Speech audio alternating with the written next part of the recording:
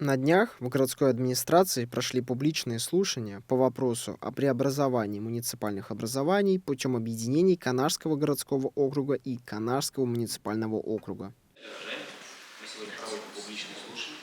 В соответствии с решением собрания депутатов города Канаш номер 48 от 8 апреля на публичные слушания с целью выяснения мнений населения вынесен вопрос о преобразовании муниципальных образований путем объединения Канашского городского округа и Канашского муниципального округа и наделением вновь образованного муниципального образования статусом муниципального округа с наименованием Канашский муниципальный округ Чувашской Республики.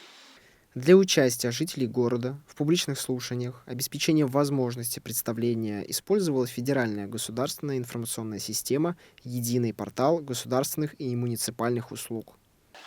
Также для участия жителей города Канаш в публичных слушаниях, обеспечения возможности предоставления жителями города своих замечаний и предложений по вышеуказанному вопросу использовалась федеральная государственная информационная система «Единый портал государственных муниципальных услуг» функций. Помимо одобрения, было высказано и недовольство в связи с преобразованием муниципальных образований путем объединения Канашского городского округа и Канашского муниципального округа. Отменить решение собрания депутатов от 8 апреля 2024 года номер 48.2 и решение от той же даты номер 48/1, касающиеся преобразования двух округов. Совместно с депутатами Государственного совета Чувашской Республики Владимировым Поповым выступить с законодательной инициативой о внесении в часть 3 статьи 60 Конституции Чувашской Республики Чувашия и в закон Чувашской Республики номер 28 об административно-территориальном устройстве Чувашской Республики.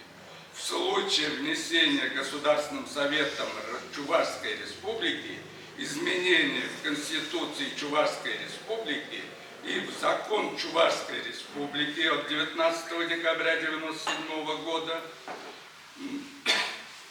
изменения, предусматривающие преобразование районов и городов, городских округов, муниципальные округа, предложить Степанову Владимиру Николаевичу, первому заместителю руководителя администрации главы Чувашской Республики, начальнику управления внутренней политики, участвовать в конкурсе на избрание главой Канашского муниципального образования.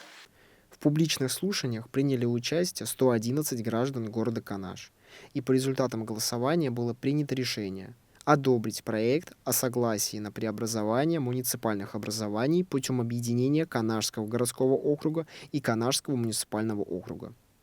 Рекомендовать собранию депутатов города Канаш Чувашской Республики выразить согласие на преобразование муниципальных образований путем объединения Канашского городского округа и Канашского муниципального округа и наделением вновь образованного муниципального образования статусом муниципального округа с наименованием Канашский муниципальный округ Чувашской Республики с административным центром в городе Канаш.